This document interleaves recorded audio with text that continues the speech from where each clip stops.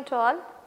I am Dr. Mrs. Muthumari, Assistant Professor, Department of Business Administration, Standard Fireworks Rajaratnam College for Women, Sivagasi. Today we see about the course code 23 GAC 51, Human Resource Management. Now we see about the topic methods of training. These are the course outcomes. Summarize the concept and various facts of human resource management, estimate the human resource for administrating the human elements for evaluation, analyze the key issues related to employee engagement, evaluate the compensation, performance appraisal and employees, design the human resource planning. Let us see about the meaning of training. Training is the process by which the skills, talents and capabilities of employee in an organization are to be increased. It helps the employee group for creating a new skill and utilize the knowledge provided by the organization, and it was not only required by the new employee but it is also for current staff. So, it is not a one time process, it is a continuous one. It helps the organizational employee performance to improvise and update the present job skills, and it is a short term systematic approach. It guides the employee and it teaches them to handle great responsibilities. Trained employee is essential in every organization, and they updated the technological advances and to improvise the latest developments. So, these are the two important methods for training: on the job training and also off the job training. These are mainly categorized into two categories. So, on the job methods that are applied to the workplace during the working of the employee. So, it means learning while working. Off the job method refer to the method that are used away from the workplace. It means learning before working. Let us see about on the job training. The first one is apprenticeship program.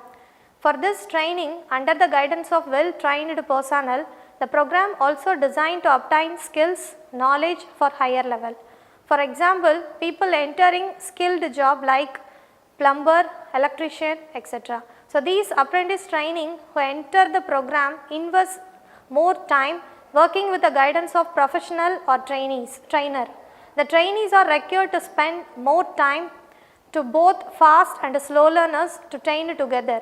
The slow learners may provide with additional training.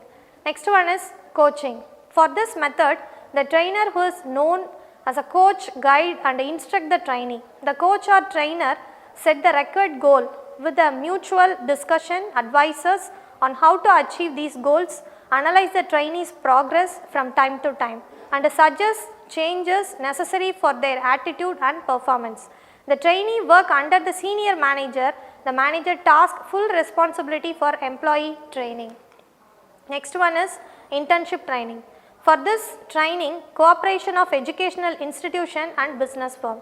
This training are generally a joint program. The candidate who are selected continue to pursue their studies regularly and also work in a factory or office to gain practical knowledge and skills required for a job.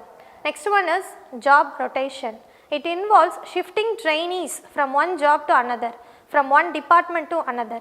So, this allows the trainee to get better understanding of working of the organization and its parts. The rotation enables the trainee to indulge the kinds of operation from different departments.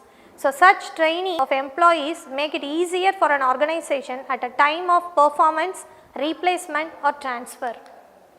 Next, off the job training, classroom lectures or conference. The lecture or conference method is generally used for conveying specific information, rules, procedures or methods. This uses of audiovisual means makes a formal classroom presentation more interesting along with increasing a memory and providing an instrument for clearing difficulties or doubts.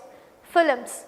Films supply information and show a definite display of skills that are not easily represented by other techniques. The use of films together with conference discussion is a very effective method in most cases. Next one is case study. Case study are actual experience faced by the organization. This display the events that the manager have faced in real life. The trainees study these cases and analyze them sincerely to find out the problems and their cases. Come up with possible solution, select the best solution and also last and implement it. Next one is computer modeling.